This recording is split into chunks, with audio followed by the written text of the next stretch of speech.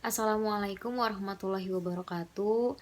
Perkenalkan, saya Yusrin Amalia Nur Islami dengan NIM 11820600109 dari kelas 5C Pendidikan Biologi.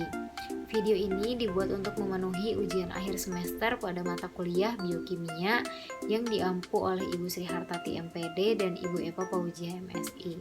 Baik, di sini saya akan memaparkan materi mengenai struktur, fungsi, dan metabolisme dari asam nukleat.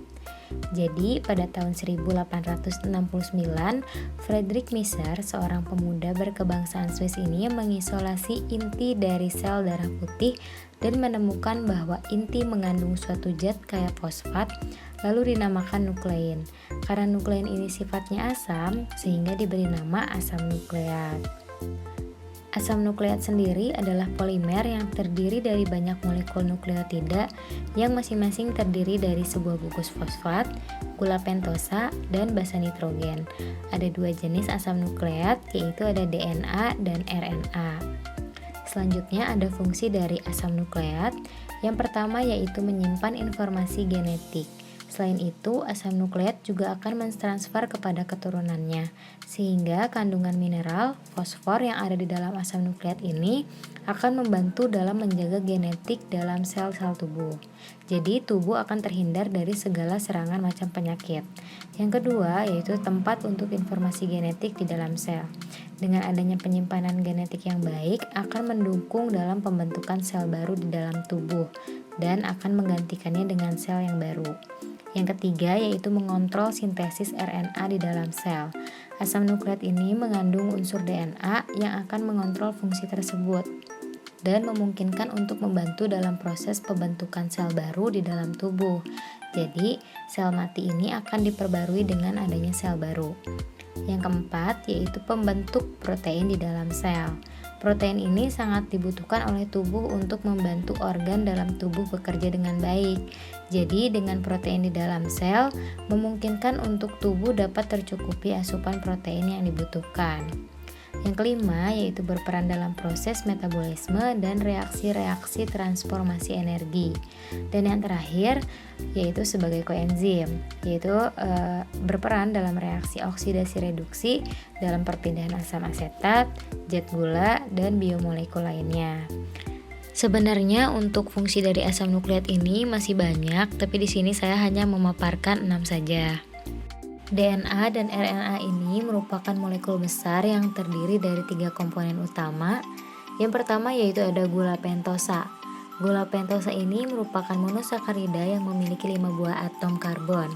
Ada 2 jenis gula yaitu ada ribosa dan deoksiribosa. Yang kedua yaitu ada gugus fosfat yang berupa atom fosfor yang dikelilingi 4 atom oksigen. Dan yang terakhir yaitu ada basa nitrogen yang merupakan molekul kecil berbentuk cincin yang mengandung nitrogen. Ada 2 kelompok basa yaitu ada purin dan pirimidin, di mana purin ini adalah suatu basa nitrogen yang merupakan unsur pokok dari nukleoprotein dan terdiri dari adenin dan guanin. Sedangkan pirimidin terdiri dari sitosin, timin, dan urasil. Selanjutnya ada struktur DNA. DNA atau deoksiribosa nucleic acid itu merupakan komponen penyusun kehidupan. Asam ini adalah polimer yang terdiri atas molekul-molekul deoksiribonukleotida yang terikat satu sama lain sehingga membentuk rantai polinukleotida yang panjang. Molekul DNA yang panjang ini terbentuk oleh ikatan antara atom C nomor 3 dengan atom C nomor 5 pada molekul deoksiribosa dengan perantaraan gugus fosfat. Bisa dilihat di gambar, DNA ini memiliki gugus gula deoksiribosa di mana basa nitrogennya terdiri dari guanin, sitosin, timin, dan adenin dan memiliki rantai heliks ganda antiparalel. Kandungan basa nitrogen antara kedua rantai ini sama banyak dan berpasangan. Oke, selanjutnya ada struktur RNA. Asam ribonukleat atau RNA ini salah satu polimer yang terdiri atas molekul-molekul ribonukleotida. Sama kayak DNA, asam ribonukleat ini terbentuk oleh adanya ikatan antara atom C nomor 3 dengan atom C nomor 5 pada molekul ribosa dengan perantaraan gugus fosfat.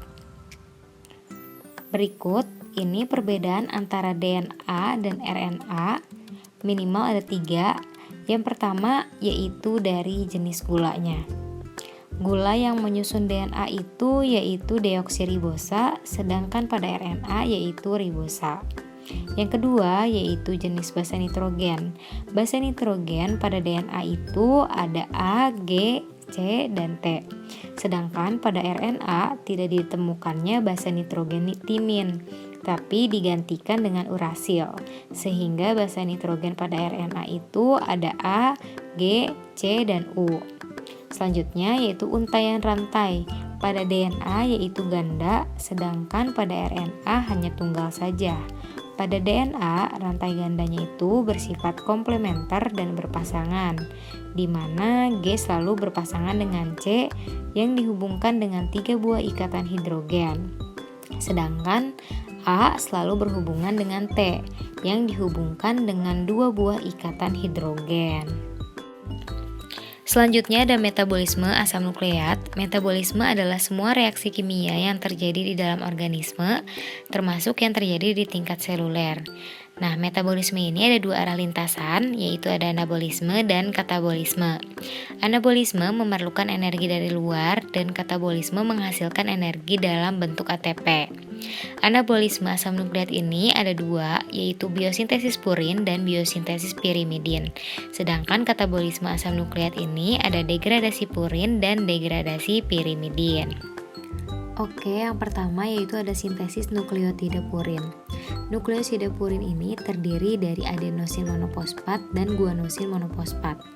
AMP adalah ester dari asam fosfat dan nukleosida yang disebut adenosin. AMP ini terdiri dari gugus fosfat, gula ribosa, dan adenin nukleobasa.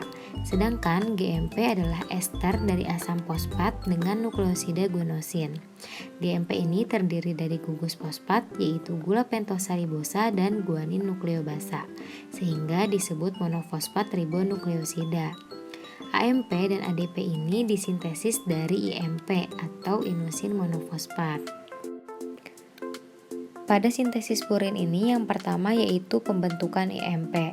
Bisa dilihat pada gambar, inosin monofosfat ini disintesis melalui jalur de novo dengan menggunakan ribosa 5-fosfat dan enzim PRPP sintetase, menghasilkan fosforibosa 1 pirofosfat atau PRPP. Yang kedua yaitu konversi IMP menjadi AMP dan GMP. Bisa dilihat pada gambar, jadi IMP ini dikonversi menjadi AMP atau GMP oleh jalur yang berbeda. IMP ini dikonversikan menjadi AMP dengan mereaksikan IMP dengan asam amino aspartat dan fumarat. Adapun IMP dikonversikan menjadi GMP dengan menggunakan asam aminoglutamin dan glutamat. Berikut ini merupakan reaksi dari biosintesis purin. Selanjutnya yaitu ada sintesis nukleotida pirimidin. Nukleotida pirimidin ini terdiri dari uridin monofosfat, sitidin monofosfat, dan timidin monofosfat. Sintesis nukleotida pirimidin ini dimulai dari pembentukan karbomoil fosfat dan glutamat dari glutamin. Selanjutnya, karbomoil fosfat ini akan diubah menjadi UMP, CTP, dan TMP. Karbomoil fosfat ini bereaksi dengan aspartat membentuk senyawa ortat, kemudian senyawa ortat selanjutnya bergabung dengan PPRP, menghasilkan oritidin monofosfat dan reaksi lebih lanjut akan menghasilkan uridin monofosfat. Untuk menghasilkan CTP, UMP terlebih dahulu diubah menjadi UTP dan kemudian direaksikan dengan glutamin hingga menghasilkan CTP dan glutamat.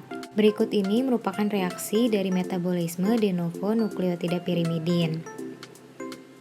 Selanjutnya ada hal-hal penting dalam sintesis de novo pirimidin, yaitu cincin pirimidin disintesis terpisah dari gula ribosanya. Kemudian daur pirimidin de novo ini tidak bercabang. Produk akhir dari daur ini adalah UMP yang merupakan bahan dari CMP. Aspartat transkarbomilase diaktifasi oleh ATP dan dihambat oleh CTP sebagai produk akhir. Selanjutnya yaitu ada katabolisme asam nukleat. Katabolisme adalah reaksi penguraian senyawa kompleks menjadi senyawa yang lebih sederhana dengan bantuan enzim. Tahapan katabolisme pada asam nukleat ini berturut-turut yaitu nukleotida, nukleosida, purin, pirimidin, dan asam urat. Asam urat atau gout ini adalah gangguan yang dipicu oleh tingginya kadar asam urat. Asam urat ini merupakan hasil akhir dari metabolisme purin. Yang pertama yaitu ada katabolisme asam nukleat menjadi nukleotida. Pertama, asam-asam nukleat terdapat pada jaringan tubuh sebagai nukleoprotein. Kemudian nukleoprotein dalam pencernaan akan dipecah menjadi molekul yang lebih kecil, yaitu asam nukleat dan protein. Asam nukleat dan protein ini selanjutnya terpisah ke jalur metabolisme masing-masing. Akhirnya, asam nukleat yang tersusun atas monomer-monomer berupa nukleotida ini dipecah sehingga menghasilkan nukleotida. Yang kedua yaitu katabolisme nukleotida menjadi nukleosida. Nukleosida ini merupakan sebutan dari nukleotida tanpa gugus fosfat, sehingga nukleosida tersusun dari gula ribosa atau deoksiribosa dan basa nitrogen. Ada tahapan penguraian nukleotida menjadi nukleosida, yaitu pertama terjadi pemutusan ikatan fosfodiester oleh endonuklease pankreas menghasilkan oligonukleotida di dalam usus halus. Oligonukleotida dipecah lebih lanjut oleh fosfodiesterase menghasilkan monofosfat. Kemudian dipecah oleh nukleotidase menghasilkan nukleosida dan ortofosfat. Nukleosida yang terbentuk yaitu ada sitidin, uradin, adenosin, dan guanosin. Yang ketiga yaitu ada katabolisme purin menjadi asam urat. Nukleosida purin yang dihasilkan dari degradasi nukleotida akan terdegradasi lebih lanjut menghasilkan asam urat yang selanjutnya diekskresikan dalam urin. Pada proses pembentukan asam urat dapat melalui dua jalur. Yang pertama yaitu tahap penguraian nukleosida purin menjadi asam urat, dimulai dari proses deaminasi adenosin menjadi enosin, kemudian membelah membentuk hiposantin. Hiposantin dioksidasi menjadi santin dan selanjutnya santin diubah menjadi asam urat. Yang kedua yaitu tahap yang dimulai dari guanosin. Guanosin diubah menjadi guanin yang selanjutnya dideaminasi menghasilkan santin.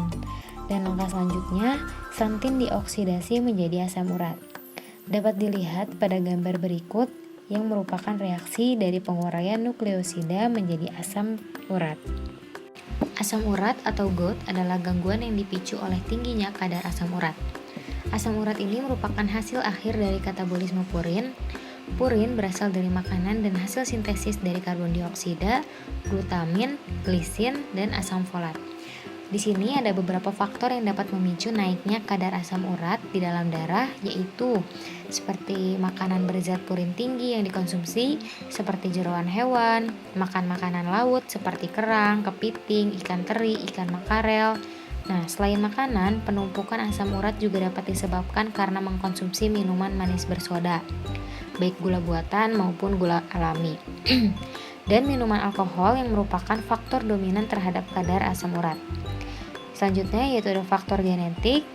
Lalu pria memiliki resiko lebih besar mengalami gejala serangan asam urat jika dibandingkan dengan wanita.